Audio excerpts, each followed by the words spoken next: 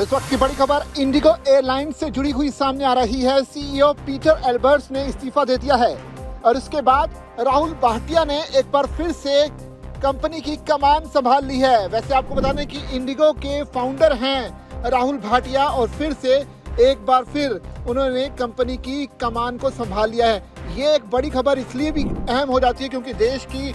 सबसे बड़ी private airline company है इंडिगो और उसमें पिछले काफी समय से सब कुछ ठीक नहीं चल रहा, जिसका असर अब जो है देखने को भी मिला है क्योंकि इंडिगो के chief executive officer Peter Albert's ने एयरलाइन में आए ऑपरेशनल संकट के कुछ महीनों बाद अपने पद को छोड़ दिया है। वो 10 मार्च 2026 को तुरंत अपने काम से मुक्त हो गए हैं। 3 महीने पहले एयरलाइन को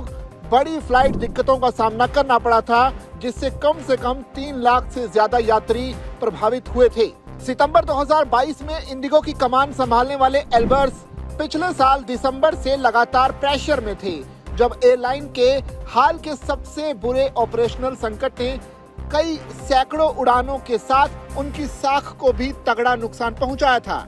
एल्बर्ट्स ने बोर्ड को लिखे एक लेटर में कहा कि हमारी बातचीत के मुताबिक पर्सनल कारणों से मैं आज से इंडिगो के सीईओ के पद से अपना इस्तीफा दे रहा हूं। मैं रिक्वेस्ट करता हूं कि नोटिस पीरियड माफ कर दिया जाए। इंडिगो के मैनेजिंग डायरेक्टर राहुल भाटिया तब तक मैनेजमेंट का काम संभालेंगे जब तक कि कंपनी नए लीडर के आने की घोषणा नहीं कर देती, जिसके जल्दी ही आने की उम्मीद भी है। इंडिगो ने फाइलिंग में कहा कि हम आपको बताना चाहते हैं कि कंपनी के बोर्ड ऑफ डायरेक्टर्स ने आज यानी 10 मार्च 2026 को हुई अपनी मीटिंग में दूसरी बातों के साथ साथ chief executive officer mister Peter Albert's के इस्तीफे पर ध्यान दिया।